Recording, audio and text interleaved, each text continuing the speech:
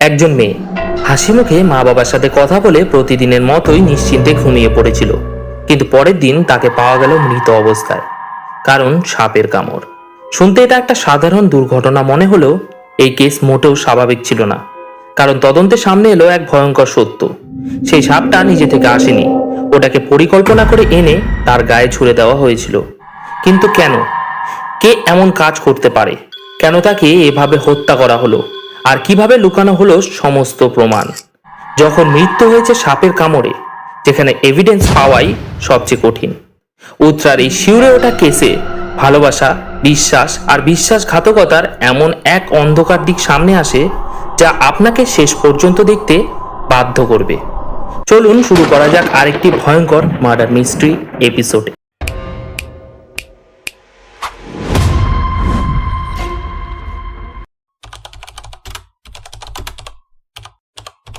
উত্তরা একজন সাধারণ গৃহবধূ।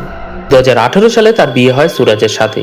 শুরুতে সবকিছু স্বাভাবিক মনে হলেও ধীরে ধীরে তাদের সম্পর্কের ভেতর ফাটল ধরতে শুরু করে। কারণ সুরাজের স্বভাব, সে ছিল অলস, আর তার ভেতর ছিল সহজে টাকা পাওয়ার এক অদম্য লোভ। এই লোভই ধীরে ধীরে তাকে বদলে দিতে শুরু করে। প্রথমে মানসিক নির্যাতন, তারপর শারীরিক অত্যাচার। উত্তরা সবকিছু সহ্য করছিল চুপচাপ, কারণ সে চেয়েছিল তার সংসারটা টিকে থাকুক। কিন্তু এক সময় অত্যাচার সীমা ছাড়িয়ে যায়, তখন বাধ্য হয়ে সে সবকিছু জানায় তার বাবা মাকে।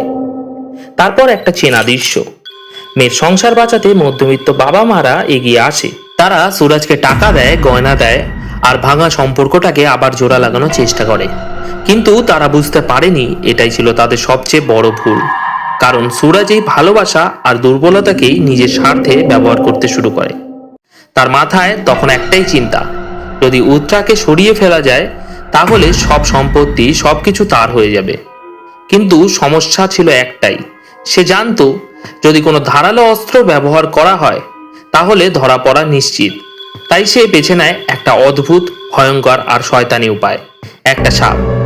কিন্তু প্রশ্ন হলো, কিভাবে একটা সাপকে ব্যবহার করে খুন করা যায় যাতে এটা একদম স্বাভাবিক দুর্ঘটনা বলে মনে হয়? এই পরিকল্পনার পেছনে আসল সত্য জানতে দেখতে হবে চ্যাপ্টার 2। সুরাজের মাথায় সাপ দিয়ে খুন করার আইডিয়াটা হঠাৎ আসেনি। সে জানতো গ্রামের দিকে সাপ কামড়ে মৃত্যু হলে বেশিরভাগ সময় সেটাকে দুর্ঘটনাই ধরা হয়, আর এই সুযোগটাই সে কাজে লাগাতে চেয়েছিল। কিন্তু সমস্যা ছিল, সে নিজে সাপ ধরতে পারবে না। তাই শুরু হলো তার প্রস্তুতি। সে ইউটিউবে ভিডিও দেখতে শুরু করে, কিভাবে সাপ ধরা যায়, কিভাবে নিয়ন্ত্রণ করতে হয়। তারপর সে যোগাযোগ করে এক সাপ ধরার লোকের সাথে, সুরেশ। দুজন মিলে প্রথমে ধরলো একটা ভয়ঙ্কর সাপ, ইন্ডিয়ান কোবরা। সবকিছু প্ল্যান মতো এগোচ্ছিল। এক রাতে যখন উত্তরা ঘুমিয়ে পড়েছিল, সুরাজ চুপচাপ সেই কোবরাটাকে তার বিছানায় ছেড়ে দেয়। তার প্ল্যান ছিল সাপ কামড়ানোর কিছুক্ষণ পর তাকে হাসপাতালে নিয়ে যাবে, তাহলে সবাই ভাববে এটা একটা দুর্ঘটনা। কিন্তু এখানেই হলো তার প্রথম ভুল। কোবরা কামড়ালেও প্রথম বাইটে সবসময় পুরো বিষ ঢালে না, আর সেটাই ঘটলো। উত্তরা বেঁচে গেল। সুরাজ বাইরে থেকে স্বাভাবিক থাকার অভিনয় করে, তাকে হাসপাতালে নিয়ে যায়। সবাই ধরে নেয় এটা একটা দুর্ঘটনা, কিন্তু সুরাজের পরিকল্পনা ভেঙে পড়ে। তারপর উত্তরা চলে যায় তার বাপের বাড়িতে, আর অন্যদিকে সুরাজ শুরু করে আরো ভয়ঙ্কর এক নতুন পরিকল্পনা। এইবার সে বেছে নেয় আরো মারাত্মক একটা সাপ, রাসেলস ভাইপার, যাকে আমরা চন্দ্রবোড়া বলি। একটা কামড় আর প্রায় নিশ্চিত মৃত্যু। 2020 সালে 6 মে রাতে সুরাজ চুপিসারে পৌঁছে যায় উত্তরার বাপের বাড়িতে। আর যখন সবাই অজান্তে গভীর ঘুমে, সে সেই চন্দ্রবোড়া সাপটাকে উত্তরার গায়ে ছেড়ে দেয়। তারপর নিঃশব্দে সেখান থেকে বেরিয়ে যায়। এবার আর ভুল হয়নি, সেই রাতে মৃত্যু হয় উত্তরার। আর সবাই এটাকে ধরে নেয় একটা দুঃখজনক দুর্ঘটনা। কোনো পুলিশ কেস হয় না। সুরাজ ভেবেছিল সে এক পারফেক্ট ক্রাইম করতে পেরেছে, কোনো প্রমাণ নেই, কোনো সন্দেহ নেই। তাহলে কি সত্যি সে বেঁচে যায় আইনের হাত থেকে? পুলিশ কি আদৌ ধরতে পারে তাকে? আর যদি পারে তাহলে কিভাবে?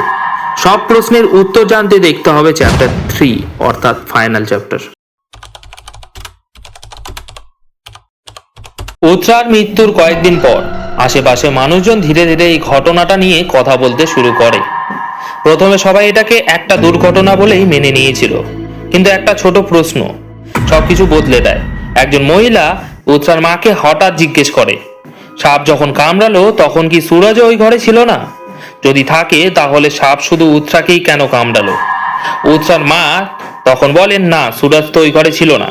কিন্তু তখনই ওই মহিলা বলে ওঠে, আমি নিজের চোখে সুরজকে সেদিন রাতে তোমাদের বাড়িতে ঢুকতে দেখেছি। এই একটা কথা সবকিছু বদলে দেয়। প্রথমে বিশ্বাস না হলেও সন্দেহটা মাথায় গেঁথে যায়, আর সেখান থেকে শুরু হয় আসল তদন্ত। একই মহিলাকে দুবার সাপের কামড় আর স্বামীর অস্বাভাবিক ঠান্ডা আচরণ, পুলিশের কাছেও বিষয়টা অদ্ভুত লাগতে শুরু করে। কেরালা পুলিশ সুরজের ফোন পরীক্ষা করে আর সেখানে বেরিয়ে আসে চমকে দেওয়া তথ্য। সাপ নিয়ে সার্চ, কিভাবে সাপ ব্যবহার করতে হয়, পরিকল্পনার ইঙ্গিত, কল রেকর্ড, সবকিছু মিলিয়ে একটা পরিষ্কার ছবি তৈরি হতে থাকে।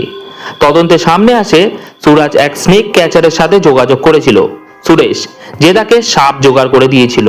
পুলিশ সাপের কামড়ের প্যাটার্ন বিশ্লেষণ করে, প্রথমে কোবরা, তারপর রাসেলস ভাইপার, ঘটনাস্থল, আঘাত, সবকিছু মিলিয়ে একটা জিনিস পরিষ্কার হয়ে যায়, এটা দুর্ঘটনা নয়, এটা ছিল পরিকল্পিত খুন।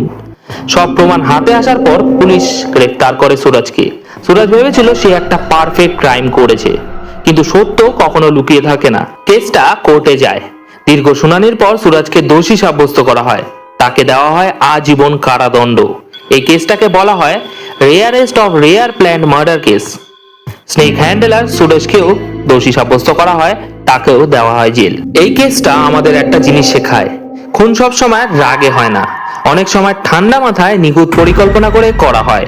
কিন্তু যতই পরিকল্পনা নিখুঁত হোক, সত্য একদিন সামনে আসবেই। আপনাদের কি মতামত? ভিডিওটি ভালো লাগলে লাইক এবং শেয়ার করুন, আর এমন রিয়েল কেস জানতে আমার চ্যানেলটি অবশ্যই সাবস্ক্রাইব করুন। দেখা হচ্ছে পরবর্তী ভিডিওতে।